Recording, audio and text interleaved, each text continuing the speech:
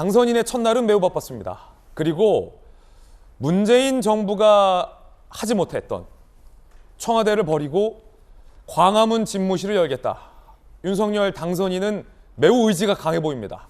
잠시 후에 상세히 청사진 공개하죠. 이 이야기 지금 시작하겠습니다. 주제부터 공개합니다. 주제는 윤 당선인의 첫날 통합, 협치, 국민의 뜻. 어제 내외신 기자들과 함께 첫 기자회견을 가졌습니다. 정식 기자회견. 윤석열 대통령 당선인이 밝혔던 건 국민이었습니다. 직접 들어보시죠.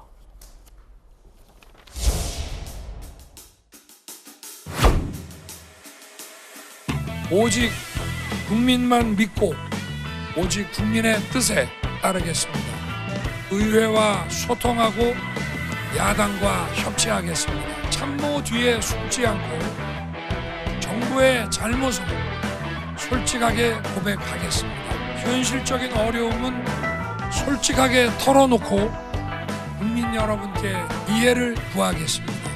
구체적으로 어떤 방법으로 좀 국민과 소통을 하시겠는지. 언론 앞에 자주 서겠습니다. 좋은 질문을 많이 제게 던져주십시오. 출구조사 결과의 성별 격차가 뚜렷한데 이 부분 어떻게 해결하셔서 통합으로 이끌어내실 건지 궁금합니다. 글쎄 저는 어제 투표 결과를 보고 다 잊어버렸습니다. 선거 과정에서는 오해도 받고 공격도 받았습니다만은 남녀의 성별을 갈라치게 할 이유가 뭐가 있겠습니까? 자, 윤석열 대통령 당선인의 기자회견 내용 들어봤습니다. 그중에 제가 흥미롭게 들었던 건 선거 결과를 다 잊어버렸다라는 당선인의 발언이었는데, 김병민 대변인, 예. 뭐 당선인에 가장 가까운 분이잖아요. 저 뜻이 어떤 뜻입니까? 선거 결과를 다 벌써 잊어버렸다. 선거를 하던 중에도 선수는 전광판을 보지 않는다, 이런 얘기를 수차례 한 바가 있었죠.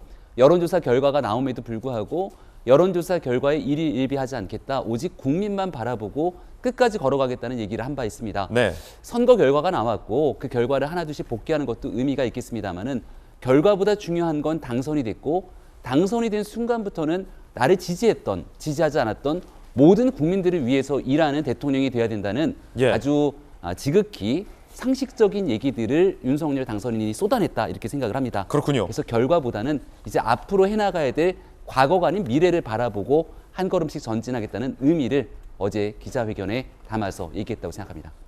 앞서서 대선 과정에서 부하 뒤에 숨지 않겠다. 네. 뭐 이런 비슷한 발언했잖아요. 어제 언론 앞에 자주자주 직접 쓰겠다. 예. 이런 작심 발언을 했는데 문재인 정부와는 차별하겠다, 이겁니까?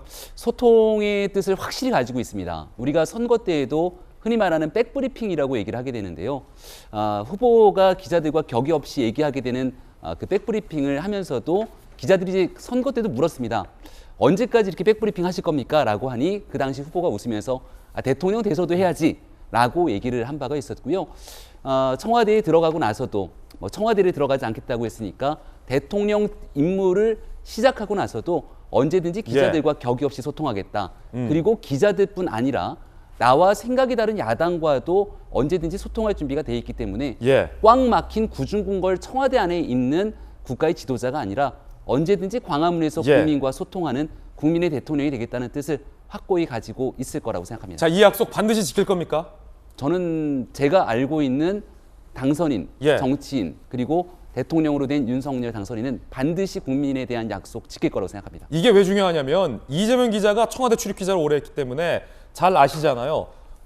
이 대통령 되기 전에는 국민들 앞에 자주 소통하겠다. 문재인 대통령도 그렇게 약속했었는데 직접 국민 앞에, 기자들 앞에 대통령이 서는 게 그만큼 어렵다라는 거죠. 근데 윤석열 당선인은 기자들 앞에 자주자주 서겠다, 국민들 앞에 직접 소통하겠다라고 밝혔으니까 이 약속 꼭 좀 지켜야 되지 않겠습니까?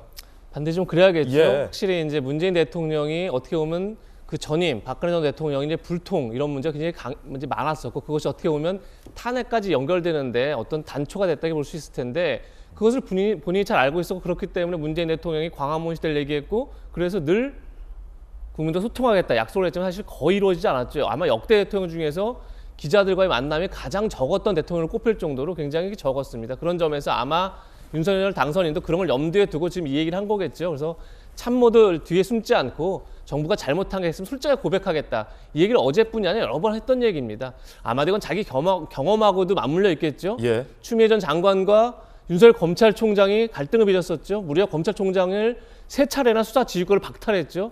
그러면서 징계죄까지 청구했습니다. 다 헌정사상 처음 있는 일들입니다. 하지만 그때 문재인 대통령은 보이지 않았습니다. 그러니까 이런 것들을 없애겠다. 이런 것들을 이제 본인이 약속한 건데 제가 앞서 하나만 더 말씀드리면 본인이 선거 결과를 다 잊었다고 했습니다. 근데 사실 선거 결과를 잊으면 안 되죠. 늘 기억하고 복귀하고 내가 놓친 민심이 뭔지를 기억해야 되는데 사실 이 질문이 나왔던 게 뭐냐면 결국은 20대 남녀의 투표 성향이 확연히 갈렸었죠.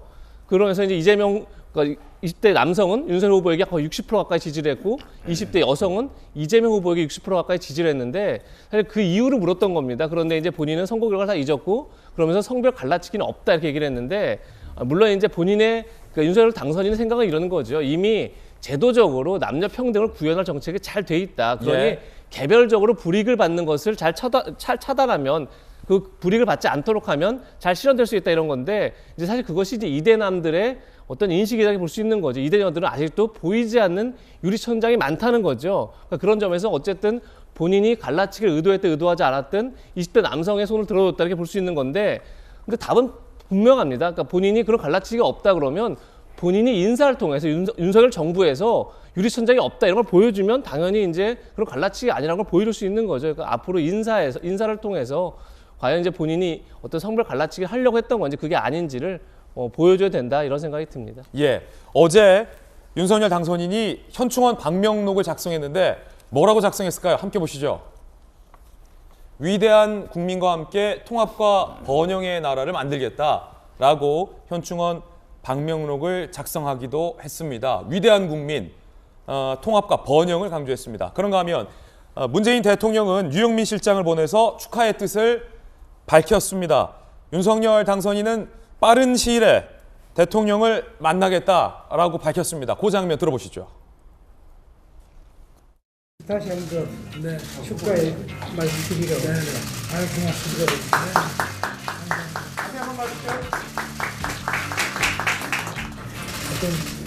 고맙습니다. 고맙습니다.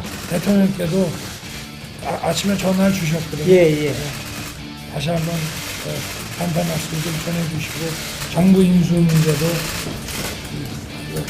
잘 지원하시겠다고 가까운 시일에 우리 대통령 좀 찾아뵈야 될 것 같고 대통령께서도 시간을 좀 내서 보자고 하십니다.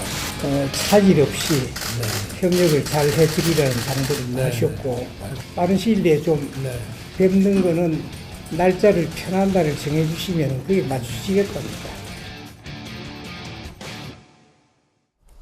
자, 물론 문재인 대통령도 정부의 실책과 관련해서 사과 기자회견도 여러 차례 하긴 했습니다만 야당에서는 너무 늦었다라는 지적도 있었죠.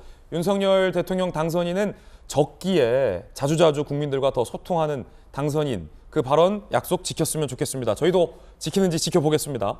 자, 그런가 하면 문재인 대통령과 윤석열 당선인이 통화를 했습니다. 문재인 대통령이 당선 축하 전화를 한 겁니다.